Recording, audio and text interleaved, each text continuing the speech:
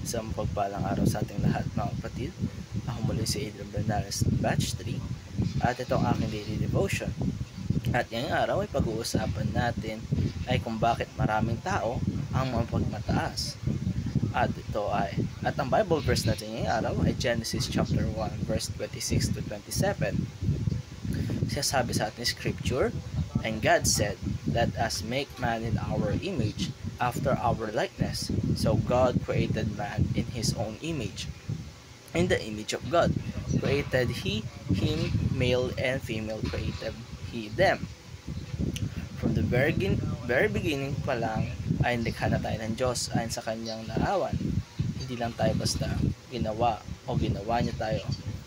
Bagkus ginawa niya tayo sa kanyang wangis. That means every human being reflects someone of God's character. All people are equal in value and dignity. Kaya kahit sino ka pa, mayaman man tayo, mahirap, paganda o hindi, ayon sa standards sa mundo, matalino, average lamang tayo pa rin ay equal na mahalaga sa mata ng Diyos dahil para tayong nilikha sa kanyang larawan. Pero bakit marami pa rin tao ang mapagmataas? Ang sagot lamang dito mga kapatid ay nalimutan na natin kung kanino tayo nanggaling. Nalimutan na natin na lahat tayo ay ginawa ng Diyos at lahat tayo ay may taglay na image niya. Looking down on people is looking down on God. Kapag hinusgahan natin ang ating kapwa, kapag minamaliit natin sila dahil sa estado nila sa buhay, itsura nila, o kahit pa sa pananamit nila, ay para na rin natin minaliit ang ating Diyos na lumikha sa kanila. Minsan, pride comes from comparison. Naghahambingan tayo na mas magaling ako, mas may kaya ako, o mas desente ako. Pero kung titignan natin sa lente ng Diyos, hindi yan ang sukatan. Ang sukatan ay kung paano natin tinatrato ang bawat isa bilang kapwa image bearers niya. Living in God's image means living like Christ. Alam naman natin na dahil sa kasalanan nasira ang image na ito, pero hindi ito tuluyang nawala. In Christ, binigyan tayo ng bagong buhay. Continuity tayong nire-restore para muling mag-reflect ang image ng Diyos, at yan ay makikita sa pamumuhay na kagaya ni Kristo. Pagkumbaba, pagmahal at may malasakit sa iba. At ngayong araw, paano nga ba natin ito may apply sa ating pamumuhay araw-araw? Unang-una, view all people as image bearers of God.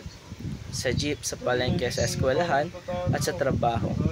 Lahat ng tao na nakakasalamuhan natin ay may image ng Diyos. Hindi man sila perpekto, pero naroroon ng halaga.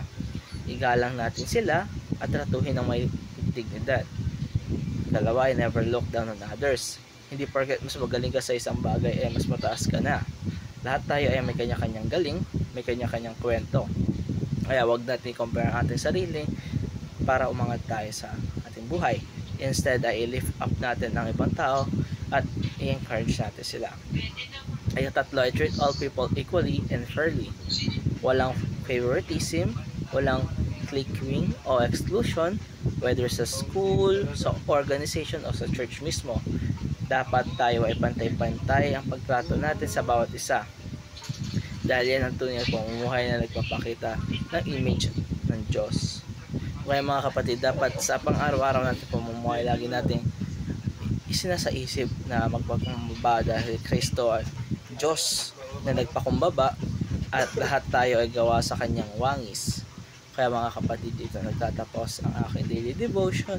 Maraming salamat sa panonood.